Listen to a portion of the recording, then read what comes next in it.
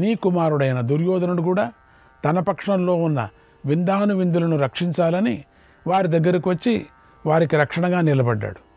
యుద్ధానికి దిగాడు. మరోవైపున ద్రోణుడు కోపించి పాంచాలుడు సైన్యాన్ని అంతటిని నాశనం చేసాగాడు.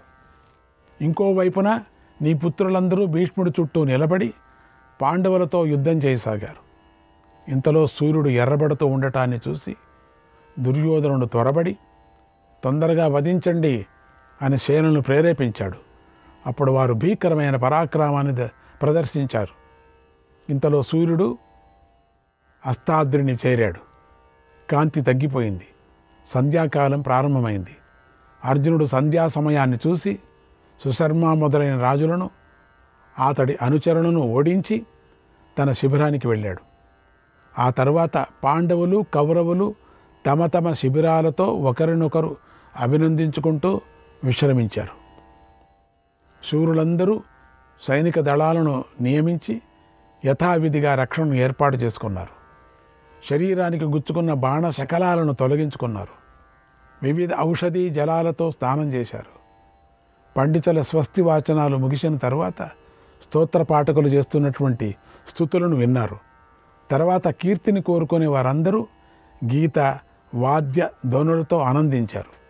2 గడియల కాలం వరకు అక్కడ అంతా స్వర్గంలాగా ఉంది. ఆ తర్వాత మహారథులందరూ యుద్ధ నిమిషాలను ఏమీ మాట్లాడుకోలేదు. యుద్ధ విషయాలు మర్చిపోయారు. ఆ 2 పక్షాలలోనూ ఏనుగులు గుర్రాలు ఎంతో అధికంగా ఉన్నాయి. సైనికులందరూ యుద్ధం చేసి బాగా అలసిపోయారు. వాళ్ళందరూ నిద్రించారు.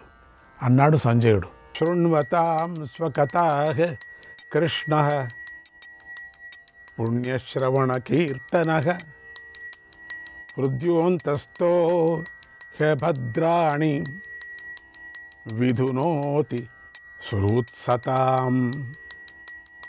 శ్రీ మహాగణపతే నమః. శ్రీకృష్ణాయ పరమాత్మనే నమః. శ్రీ వేదవ్యాసాయ నమః. 87వ అధ్యాయం. 7 రోజులు అయిపోయింది మనకు. 8వ రోజుకు వచ్చాం. సంగ్రామం చాలా అద్భుతంగా జరుగుతున్నది.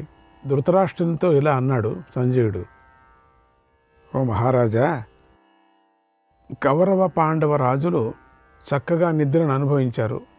7వ రోజు రాత్రిని కూడా గడిపారు. తెల్లవారింది. మళ్ళీ యుద్ధానికి బయలుదేరి రణభూమికి చేరారు. ఆ సమయంలో యుద్ధరంగంలో మహాసముద్ర ఘోషలాగా ఇరు సైన్యాల గర్జనలు భీకరంగా వినిపించేస్తున్నాయి.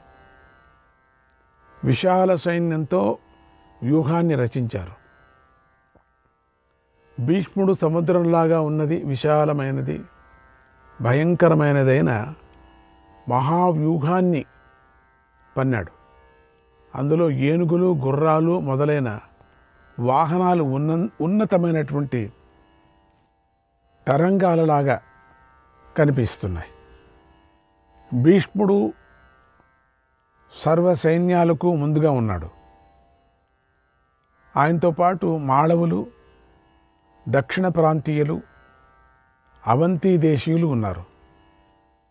ఆయన వెనక పుళిందులు, పారదులు, క్షుద్రకులు, మాళవ దేశీయులైన వీరులు, ద్రోణుడు ఉన్నాడు. ద్రోణుడు వెనుక మాగధులు, కళింగులు, పిశాచ సైనికులతో కలిసి భగదత్తుడు నుండి ముందుకు నడిచాడు.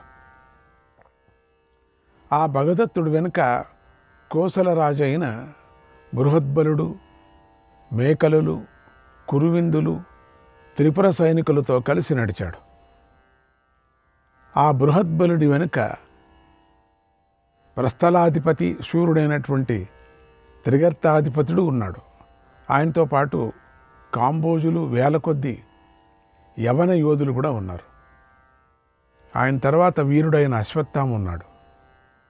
ఆ అశ్వత్థామ వెనుక నీ పుత్రుడైన దుర్యోధనుడు సకల సైన్యాలు సోదరులతో కలిసి వెళ్ళాడు. ఆ దుర్యోధనుడి వెంట కృపాచార్యుడు ఉన్నాడు. నీ సైనికులు మహావ్యూహాన్ని చూసి ధర్మరాజు సేనాపతి అయిన దృష్టద్యుమ్నుడితో ఇలా అన్నాడు, ఓ దృష్టద్యుమ్న, శత్రుసేన వ్యూహం మహాసాగరంలాగా ఉంది. అటు చూడు. దానికి తగినట్లుగా నువ్వు కూడా త్వరగా ప్రతివ్యూహాన్ని రచించు అన్నాడు. అప్పుడు ధృష్టద్యుమ్నుడు అత్యంత దారుణమైనది, శత్రు సైన్యాన్ని నాశనం చేసేదైన శృంగాటకం, 4 వైపుల 4 త్రోవలుగా ఉండే విధంగా వ్యూహాన్ని రచించాడు. శృంగాంటకం అంటే ఈ శృంగాటకం అనే దాన్ని రచించాడు. దాని 2 శృంగాల స్థానాల్లోనూ భీముడు, సాత్యకి, అనేక వేల రథికులు, ఆశ్వికులు, పదాతులతో కలిసి ఉన్నారు. భీమసాత్యకుల మధ్యలో అంటే ఆ వ్యూహానికి ముందు శ్రీకృష్ణుడు సారథిగా గల అర్జునుడు కూడా ఉన్నాడు. ఆ వ్యూహానికి మధ్య భాగంలో ధర్మరాజు, నకుల, సహదేవులు ఉన్నారు.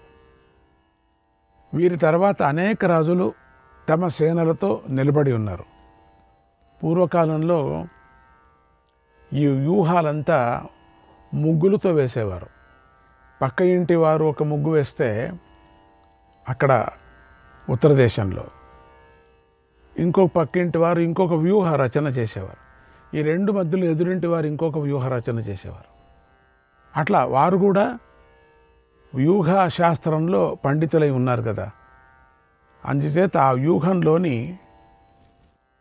అంగోపాంగలను పరిపూర్ణం చేశారు.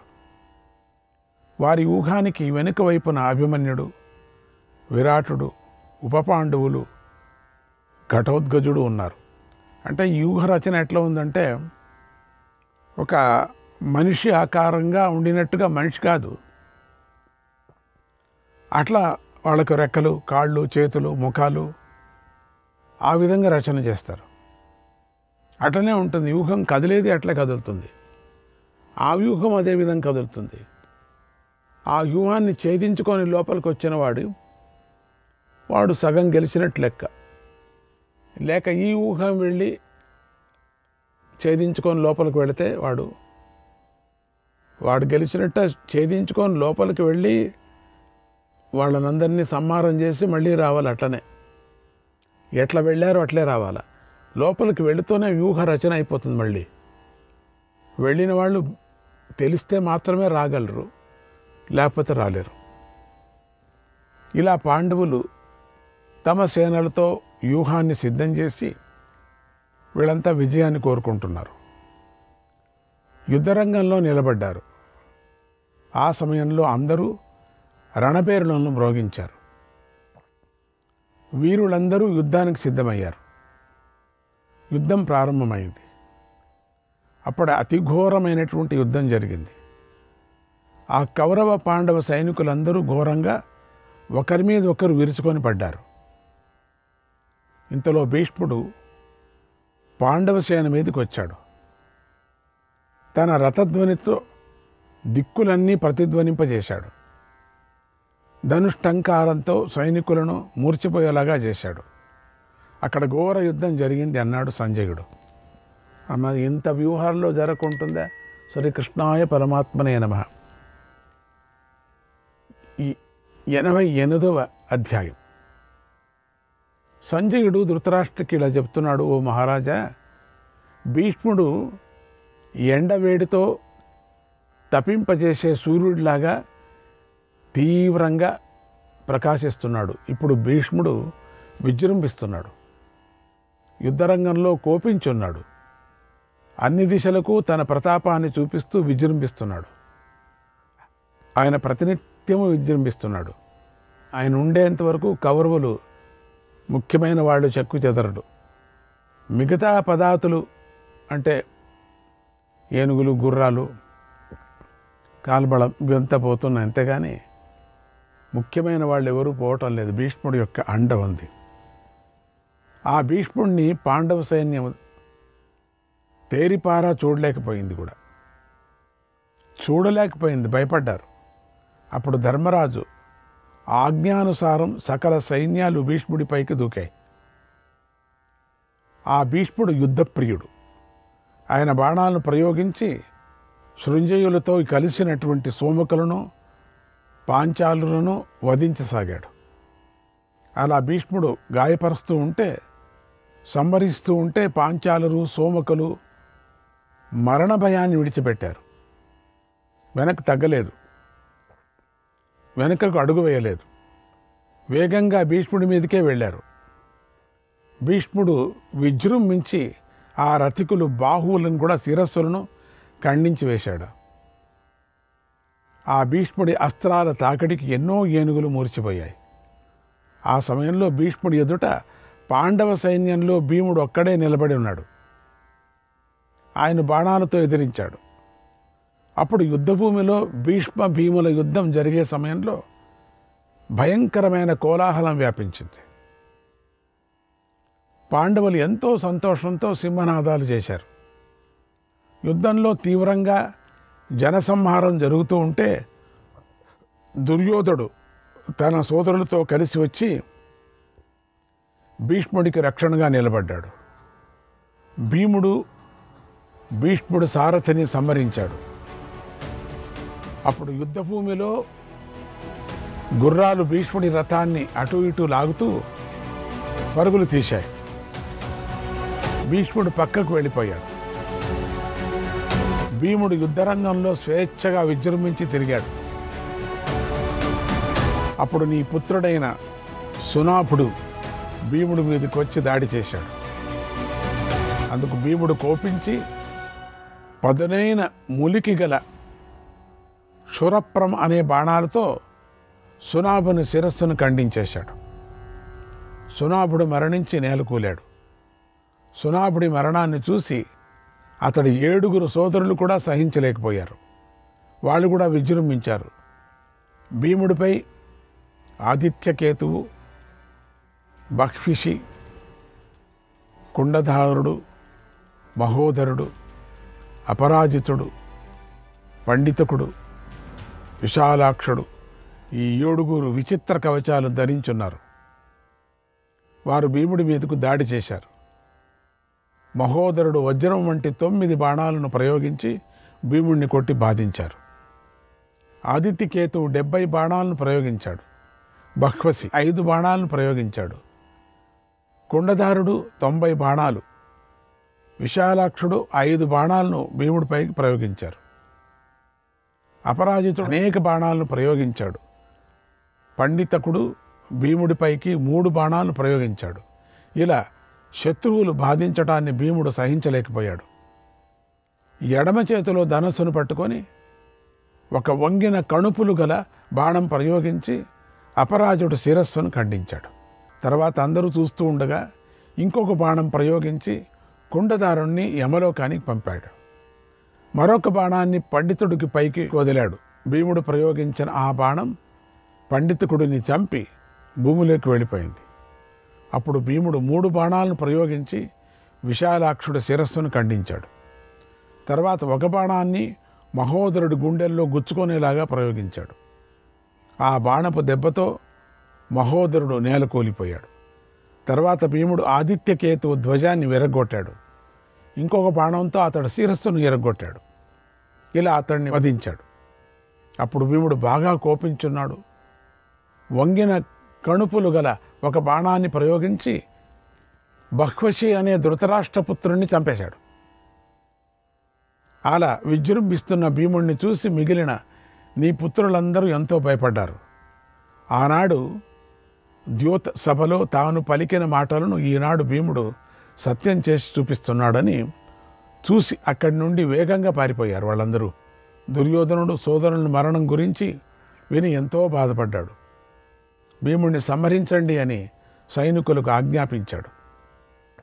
ఆ సమయంలో నీ పుత్రులు తమ సోదరుల మరణాన్ని ప్రత్యక్షంగా చూశారు. పూర్వం విదురుడు చెప్పిన మాటలను గుర్తు చేసుకున్నారు. విదురుడు చెప్పాడు కదా ఎంతో ఇవన్నీ జరుగుతాయని. ఆ విదురుడు ముందు చూపు గలవాడు. ఆయన మన మేలు కోరి చెప్పిన మాటలు ఇప్పుడు నిజమైపోతున్నాయి. కొంతమంది చెప్పే మాటలు వినాల, లేకపోతే నిజమే చాలా బాధపడతారు అని వారు ఎంతో దుఃఖించారు. నువ్వు పుత్రమోహంలో పడ్డావు. మహాజ్ఞాని అయిన విదురుడు చెప్పిన సత్యమైనవి మేలైనవి అయిన మాటలను నువ్వు ఖండితంగా వినిపించుకోలేదు. ఆ రోజు విదురుడు చెప్పినట్లుగానే భీముడు నీ పుత్రులను చంపేశాడు. అలాగే కౌరవులందరినీ తప్పకుండా సర్వనాశనం చేస్తాడు. ఇది నిజం. ఇందుకు దుర్యోధనుడు ఎంతో బాధపడ్డాడు. భీష్ముడి దగ్గరికి వచ్చి ఎంతో పెద్దగా రోధించాడు. తాత, భీముడు శూరులైన నా వారిని అందరినీ యుద్ధంలో చంపేస్తున్నాడు. అలాగే నా సమస్త సైనికులు విజయం కోసం ప్రయత్నం చేస్తున్నారు, కానీ అతడి చేతిలో మరణిస్తున్నారు. నువ్వు మధ్యస్థంగా ఉండటంతో మా విషయంలో ఉపేక్ష వహిస్తున్నావు. నేను చాలా చెడు త్రోవలో బయలుదేరాను. ఇది నా దురదృష్టం అన్నాడు. ఇప్పుడు రియలైజ్ అవుతానే ప్రయోజనమే. క్రూరమైన ఆ మాటలు విని దేవవ్రతుడు దుర్యోధనుడితో ఇలా అన్నాడు. నాయనా, నేను ఈ విషయం గురించే పూర్వం నీకు చెప్పాను కదా. ద్రోణుడు, విదురుడు, గాంధారి కూడా నీకు ఈ విషయాన్నే చెప్పారు. ఓ దుర్యోధన, నువ్వు నన్ను ద్రోణుణ్ణి ఆజ్ఞాపించకూడదని నీకు ఇంతకు ముందే చెప్పాను. నా దగ్గర వచ్చి నువ్వు ఆజ్ఞాపించకూడదు, నువ్వు అట్లా చేయి ఇట్లా చేయని. నన్ను ద్రోణుని ఇద్దరిని ఆజ్ఞాపించకూడదని చెప్పాం. జ్ఞాపకం ఉందా నీకు? ఇప్పుడు ఆజ్ఞాపిస్తున్నావు, ప్రయోజనం లేదు. మాకు పాండవులు కౌరవులంటే సమానమైన వాత్సల్యం ఉంది. పాండవులంటే చాలా వాత్సల్యం మాకు. యుద్ధంలో భీముడు ధృతరాష్ట్రపుత్రులను ఎవరెవరిని చూస్తాడో వారందరినీ విడిచిపెట్టాడు, తప్పకుండా వధిస్తాడు. ఓ రాజా, ఈ నిజాన్ని నేను నీకిప్పుడు చెబుతున్నాను కనుక మనస్సును పదిలం చేసుకో. యుద్ధం చెయ్యాలని దృఢంగా నిశ్చయం చేసుకో. వీర స్వర్గాన్ని చేరుకోవటమే అంతిమ లక్ష్యంగా పెట్టుకో. అలా మనస్సును గట్టిగా చేసుకొని పాండవులతో యుద్ధం చేయి. ఇంద్రుడితో సురాసురులు కలిసి వచ్చిన పాండవులను జయించలేరు కనుక స్థిరమైన బుద్ధితో యుద్ధం చేయన్నాడు అని అన్నాడు భీష్ముడు. ధృతరాష్ట్రుడికి మళ్ళీ చెప్తూనే ఉన్నాడు అని చెప్పాడు సంజయుడు. శ్రీకృష్ణాయ పరమాత్మనే నమః. 89వ అధ్యాయం. ధృతరాష్ట్రుడు సంజయుడితో ఇలా అన్నాడు. ఓ సంజయ, భీముడు ఒక్కడే యుద్ధంలో నా పుత్రులను చాలామందిని సంహరించాడు. అప్పుడు భీష్మ, ద్రోణ, కృపాచార్యులు ఏం చేశారు? సంజయ, రోజు రోజుకు నా పుత్రుల సంఖ్య తగ్గిపోతుంది. మేమందరము దైవం చేత విడిచిపెట్టబడ్డామని అనుకుంటున్నాం. దేవుడు మమ్మల్ని చేయి వదిలేశాడు. ఎట్లా వదులుకుంటాడా? దేవుడినే నమ్మని వాళ్ళు దేవుడు వదిలేశాడంటే ఎట్లా అంటావు? చాలామంది అదే అంటుంటారు, దేవుడు మా మీద దయ లేదు అని. ఎప్పుడు కష్టం వచ్చినప్పుడు దయ ఉండటానికి నువ్వేమైనా చేసావా? నువ్వేమీ చేయలేదే, నువ్వు ఊరూరికే దయ వచ్చేస్తుందా నీ మీద? అది తప్పు కదా మనం అట్లా అనుకోవటం. పరమాత్ముడిని సేవించారా మీరు? పరమాత్ముడిని నమ్మారా? పరమాత్ముడికి మీరు ఏం చేశారు? ఏ సాధన చేశారు? ఎన్ని మాటలు స్మరణ చేశారు? ఏది చేయకోకుండా కట్టకాలం వచ్చి ఇంకేం చచ్చిపోయే సమయంలో అయ్యో దేవుడు అంతా మమ్మల్ని చేయి వదిలేశాడంటే ఏ ఊరూరికే అందరినీ రాక్షసుల్ని కూడా రక్షించమంటావా దేవుడు? మీరేం చేయకపోయినా కూడా అభక్తుల్ని కూడా వెళ్ళి రక్షించమంటావా? అభక్తులకి ఇప్పుడు రక్షిస్తున్నాడు. ఏమిటి శిక్ష అనేది? రక్షణ అంతే. వీరస్వర్గం మీకు అందరికీ అదే కదా రక్షణ, ఇంకేముంది దానికన్నా? ఇప్పుడు అంటే ఏం ప్రయోజనం? ఏమయ్యా, నువ్వు కృష్ణుడిని మర్యాదగా చూశారా మీరు ఎవరైనా నీ పుత్రులు? ఇప్పుడు అంటున్నావు ఏం ప్రయోజనం? దురదృష్టం వల్ల నా పుత్రులు విజయాన్ని పొందటం లేదంటున్నావు. యుద్ధభూమిలో భీష్ముడు, ద్రోణుడు, కృపాచార్యుడు, భగదత్తుడు, భూరిశ్రవుడు, అశ్వత్థామ, ఇంకా యుద్ధంలో వెన్నుచూపని మహావీరులెందరో ఉన్నారు. భయపడతలే, దండిగున్నారులే. వీరందరి మధ్యలో ఉండి కూడా నా పుత్రులు ప్రతిరోజు యుద్ధంలో మరణిస్తున్నారంటే ఇదెంతో దురాదృష్టం. సరే, వాళ్లే కదా, పిల్లలే కదా మరణించేది, పెద్దవాళ్లే మరణించలేదు కదా, ఏం భయపడదులే. మూర్ఖుడైన దుర్యోధనుడు నా మాటలను వినిపించుకోలేదు. ఓహో, ఇప్పుడు అట్లా అంటున్నావా? సరిగ్గా తెలుసుకోలేదు. సంజయ, నేను భీష్ముడి, విదురుడు, గాంధారి కూడా మా వాళ్ళ మేలు కోరి అడుగడుగునా దుర్యోధనుడిని అడ్డుకున్నాం. శ్రీకృష్ణాయ పరమాత్మనే నమః.